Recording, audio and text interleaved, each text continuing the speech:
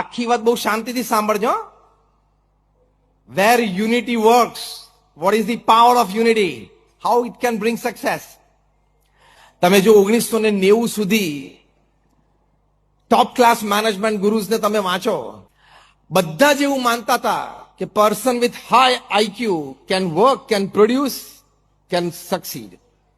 કામ કરી શકે, પરિણામ પ્રાપ્ત કરી શકે. આઈક્યુ હાઈ હોવો જોઈએ, એકેડેમિક સારું હોવું જોઈએ. 1990 થી સિનારીઓ બદલાવા માંડ્યો, કારણ કે સિલિકોન વેલીમાં ખબર પડી બધાને કે people with high IQ are hired by people sometimes with less on IQ. આપણને ગર્વ થાય કે સિલિકોન વેલીમાં મારો ભાઈ કે મારો દીકરો કે મારા દીકરી ત્યાં જોબ કરે છે અને 250,000 યુએસડી કે 350,000 યુએસડી ની જોબ છે, પણ એને હાથમાં પૈસા કોણ આપે છે?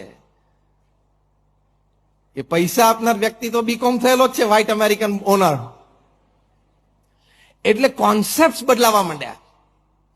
એટલે લોકોને ખબર પડી કે આઈક્યુ કરતા કંઈક આગળ છે. એટલે ખબર પડી કે EQ, emotional quotient. Emotional quotient એટલે શું? It's all about empathy. તમને તમારી ભાવનાઓની પણ ખબર પડે. You understand your feelings and emotions. એટલે તમે બુદ્ધિથી આગળ જઈને ભાવનાને પણ કન્સિડર કરો સંબંધોમાં અને કામમાં. એટલે ઈક્યુ. એટલે people with high IQ were hired by people with high EQ. એ પાછું 15-20 વર્ષ ચાલ્યું. 2005-2010 પછી ખબર પડી કે સ્પિરિચ્યુઅલ કોશન્ટ નામનું એક ત્રીજું ફેક્ટર છે. અને people with high SQ they are highly successful. ભણેલા ઓછું હોય, આઈક્યુ કદાચ ઓછો હોય, પણ they are good in EQ and very high on SQ, spiritual quotient. એ લોકો અતિ સફળ છે. સ્પિરિચ્યુઅલ કોશન્ટ જેનો હાઈ હોય એ વ્યક્તિ અતિ સફળ હોય.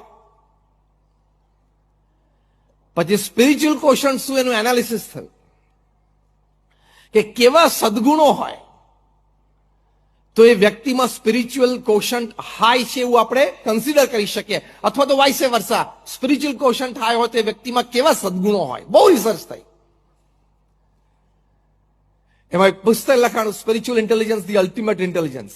કો ઓથર છે બંને, Ian Marshall and a lady Dana Zohar. એ લોકોએ બહુ રિસર્ચ કરીને આ પુસ્તક લખ્યું છે. એમાં જે વાતો લખી છે ને, એમાં જે વ્યક્તિ સ્પિરિચ્યુઅલ કોશન્ટમાં હાઈ હોય, he can easily guide people with high IQ, people with high EQ. અને એમાં પહેલો મોટો સદગુણ આ છે, flexibility to change, adjust, compromise but do the work. આ યુનિટીની વાત આવી.